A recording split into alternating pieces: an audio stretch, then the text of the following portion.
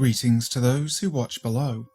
Before we start today's creepypasta story, I'd like to say thank you to Steffi Ray, Wicked Witch, Lisa Watts, Lefty Kim, M.A. Way, Julie B, Jess Black Curtain, Christina Groves, Chris BLK Chris, Canopsia, Tegan S, and the real CFE D22. They are those who dwell below, an exclusive channel membership that gets you shoutouts at the start of every video, just like this. If you'd like to join them, check out the link in the description box.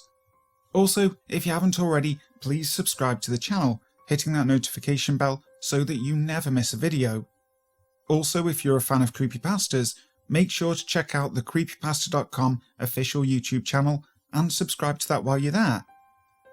But for now, sit back, relax, and enjoy. Long Time No See by James R.I. Peace. It had been at least 3 years since I'd last seen John. I wondered if best friend was still applicable, given the circumstances. Somehow, semantics were the last thing on my mind. Who left a voicemail in this day and age anyway? Only John. His social and emotional ineptitude let him feel, think and act with not a single care for what others found acceptable or in. I admired that in him. He was the opposite of me, as I was confident and outgoing. I went to the parties, did the drugs, drank the shots. I had my own place way before he even considered leaving his parents' home. Yet still, in a way, he had always been far more free than me. Of course, that was back when we were in college. After we parted ways, the journey of life took different routes for each of us. I ended up enlisting and following a boots lifestyle for a few years. John collected degrees like stamps and hopped between part-time jobs. We tried to meet up and connect for cultural events or each other's birthdays. Life inevitably takes its course though. Over time, our get-togethers dwindled from once a month to once a year. For a long while, not even that. By the time I was 26, I hadn't spoken with the man I loved as a brother in 2 years. We met at his family's summer home by the northern coast for a few days. Bars, a casino, the beach, and a penthouse, all to ourselves. Still, it hadn't ended on the best of terms. 3 whole years had passed since then, and here I was, tripping over every piece of furniture in my house. I dodged the 3rd Lego piece behind the corner of the stairwell, saving myself quite a bit of grief, and went down into the basement to get my duffel bag. At times, I had to question whether my son left these out of negligence, or if he was trying to show his old man that he could hunt big animals too. Adorable little runt. Throwing the duffel bag over my shoulder, I dialed my wife's number into my phone. Life in the army, both during and after boot camp, tended to prepare one for pretty much anything. The habits of getting up early, making one's bed, and keeping a bag ready for sudden departures hadn't been lost on me.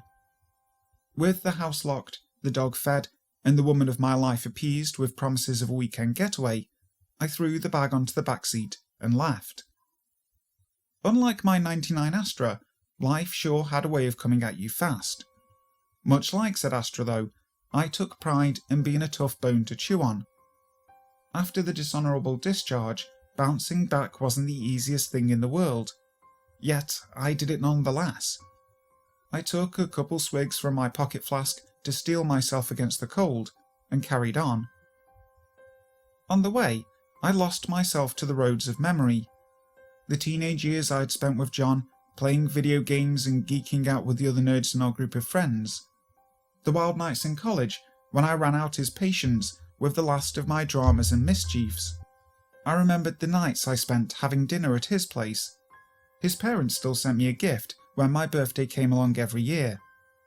Great people, all of them odd in their own harmless way. These had been some of the best times of my life.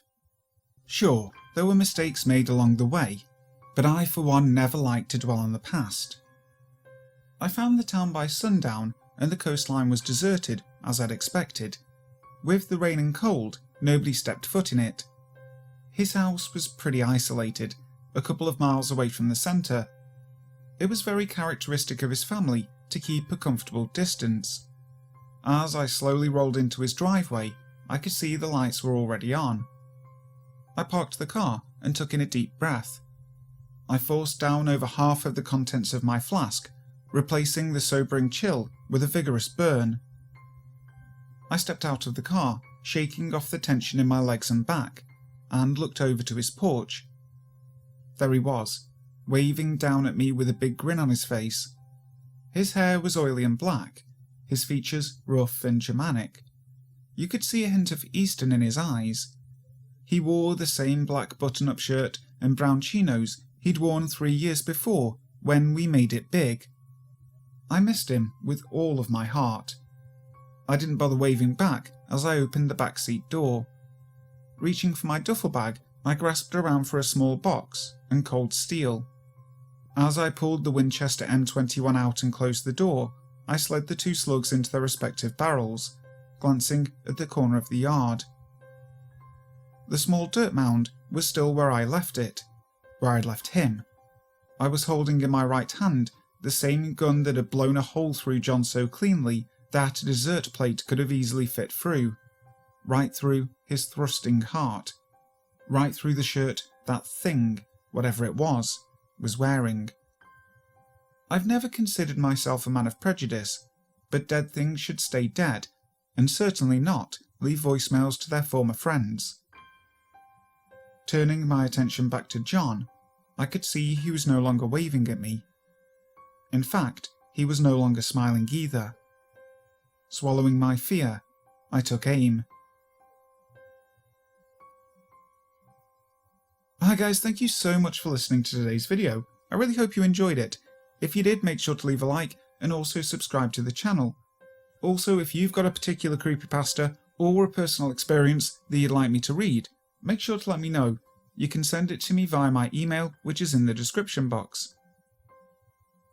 So, until next time, sleep tight.